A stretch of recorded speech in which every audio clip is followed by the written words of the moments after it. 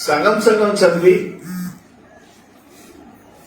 Bible అంతటిని ఆలోచించకుండా దేవుని నీతికి లోబడకుండా దాదాపు ఇప్పటికీ ఒక 90% క్రైస్తవులు ఏం నమ్ముతున్నారంటే ఆనోకు ఏలియాలు మరణించలేదు, దేవుడు వాళ్లను మరణము చూడకుండా కొనిపోయాడు అని బోధన చేస్తారు.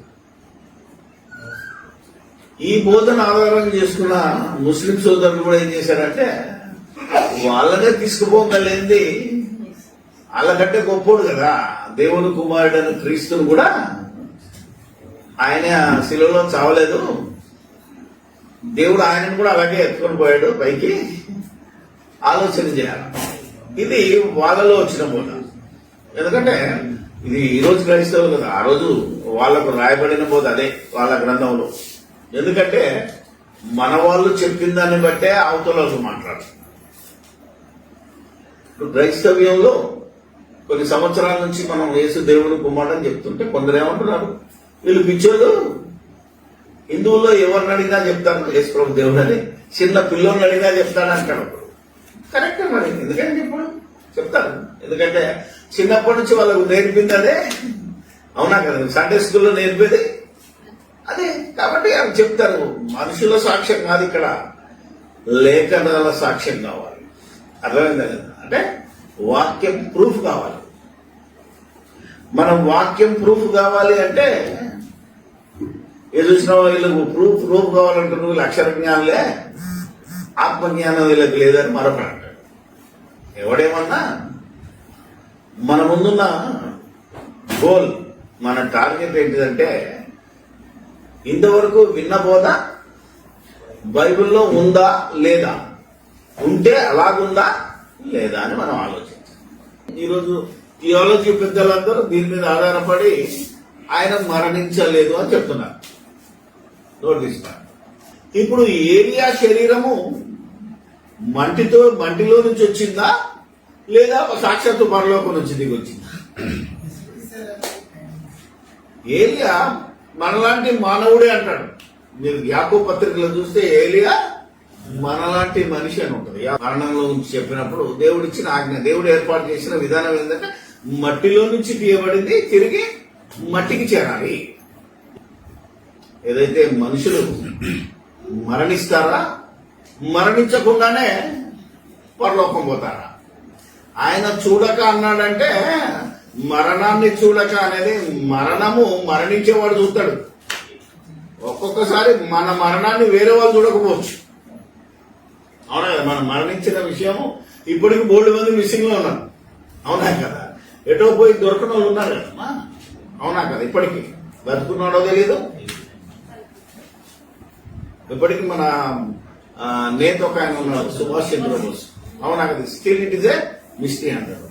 అవునా కదా? మీరు ఆలోచించి. అందుకని మరణాన్ని రుచి చూడక అంటే మరణాన్ని చూడక అంటే మరణము అనుభవించక అంటే మరణించక బ్రతుకు అని ఇక్కడ రాసి పెట్టాడు. మరణించిన వెంటనే ఎక్కడికి వెళ్ళాలి మనిషి? పాతాళ లోకానికి వెళ్ళాలి. నువ్వు వేసుంటుడు పాతాళమునకు పంపుచు అంటే ప్రతి మనిషిని చంపి ఎక్కడికి తీసుకెళ్తాడు మనిషిని? పాతాళానికి పంపేవాడు దేవుడే. ప్రతి మనిషి చావాలి. మంటి దేహం కలిగిన వాడు ఖచ్చితంగా దేహాన్ని మంటిలో కలపాలి. ఆత్మ తాను దయచేసిన దేవుని ఎదురు వెళ్ళాలంటే మనకు అప్పటి వరకు చాలా మంది అనుకుంటారు పరలోకం పోయిన అనుకుంటారు. కానీ వీళ్ళంతా ఎక్కడికి వెళ్ళారంటే పాతాళ లోకంలో పరదైస్ అనే ఒక ప్లేస్ ఉంది. యేసుప్రభు చెప్పాడు, లాజరు ధనవంతుని యొక్క గాథలో మనకు తెలుస్తుంది. కాబట్టి ఎంత గొప్పోడైనా ఆఖరికి యేసు ప్రభువు కూడా ఎక్కడికి వెళ్ళాడు? మరణించిన వెంటనే పాతాళ లోకంలోనే పరదైస్కి వెళ్ళాడు, పరలోకం వెళ్ళాడు. యేసు ప్రభువే పరలోకం పోలేదు,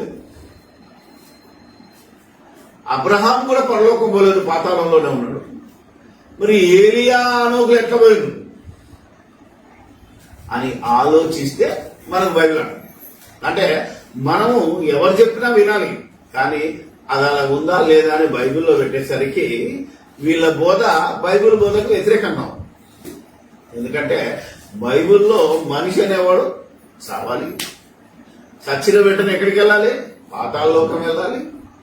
మరి పాతాళలోకం వెళ్ళాలని ఆయన చెప్తుంటే, ప్రవక్తల బోధలో ఉంటే వీళ్ళిద్దరు సాక్షాత్తు పరలోకం పోయారంటారండి, సావకుండా పోయారంటారండి.